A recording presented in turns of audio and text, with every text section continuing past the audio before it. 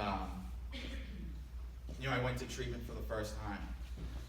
A couple of spin dries, in and out, not really knowing how to quit or anything like that. Really no true desire to quit. I just want to kind of clean myself up, get myself back on my feet, and just go back to what I normally do, and that's just get high. I was in and out of a sober house that was getting high the whole time. But I played the game with everybody. I'm in a sober house. Look how good I'm doing. Fooling everybody because, like I said, I'm a master manipulator, and I'm just an all-around terrible person when I get high. Got beat down over and over again, but then again, I was high, so I really didn't feel it. I didn't care. Other people were suffering around me, and they were constantly hurt. I was making my parents cry all the time. But again, I was numb. Finally, my last experience getting high was in the fall of 2017. And it was probably the worst time of my life, because although I was getting high, and that's what I like to do, I mentally did not want to. I just could not stop. I did not know how to function as a normal person. Every bone in my body wanted to stop doing drugs, but I could not, because I did not know what to do with myself if I was not high. My last week of using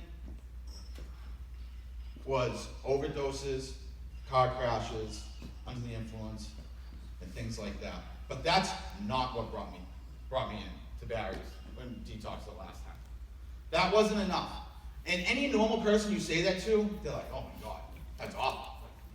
How can you do that? Like, how can you live with yourself? Like, you need all these crazy things. But that did not bother me one bit. I was finally broken in the inside. I had enough.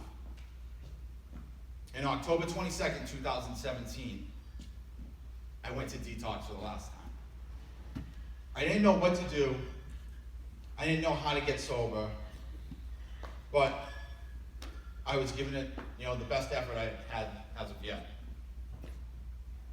I remember calling my mother when I was up there, just checking in, letting her know I was okay. I was still there. And she had told me, she was like, hey, Cor, how you doing? I was like, oh, doing fantastic, Mom, in detox. What do you think I'm doing? And she was like, I was on the computer last night. I found this house. It's in the North Shore. You should call the guy. His name's John. I was like, yeah, whatever, I'll call him. This just popped into my head right now. My father actually drove up a piece of paper with John's name and number on it and a letter being like, you better call this guy. Because they knew I probably wasn't, because I couldn't do the right thing. I wanted to, I didn't know how to do it. So, to make them happy, I picked up the phone, I called John. I was like, this guy's all right. He's a decent guy. And this was on, I vividly remember it. It was a Tuesday, and he was like, I will take you Wednesday morning. Leave treatment, come here, we'll take you. And I was like, okay, yeah, I'll be there. But then I was scared out of my mind to go do the right thing and to finally give up and look for help. So I was like, I think Thursday works better. And I spent that whole Wednesday trying to figure a way out of it. And I couldn't. So, lo and behold, I ended up at Barry's house on Thursday. And I was terrified. I got picked up by my father at detox on that Thursday morning, and I was literally about to jump out of the car on the highway because I was so scared of doing the right thing. I was terrified. And I've been to some really bad places. I've been around some really bad people, and that does not scare me. But finally asking for help and doing the right thing and being a man and facing my problems head on terrifies me. Terrifies me. I show up to Barry's house, and go up to the door, knock on the door, and like, right away, it was like John was standing behind the door waiting for me. And they opened the door, and it was John and Rich Trainer, who was the house manager at the time. And they were like, hello, you must be Corey. And I was like, Jesus. And then, before I knew it, all my stuff was up in the house, in my room, because they ran out. It was like a blink of an eye. They were in my father's trunk, pulling my stuff out, and I was in the house, and they were talking to me. I was like, what just happened? What just happened?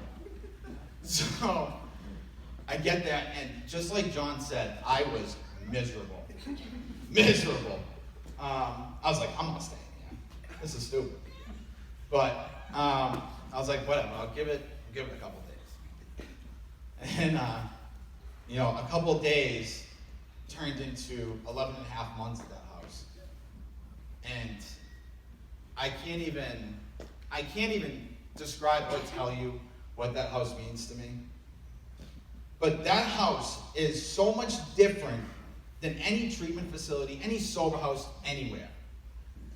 Because not only do they get you sober by doing 12 steps and other recovery work, they literally teach you about life. They teach you how to be a man. They teach you how to be a functioning person of society, which I had no idea how to do. Every single night in that house, after group, they call it wrap up. And it's, you basically set a goal for the next day. And when I got there, miserable, I was like, this is the stupidest thing. A goal.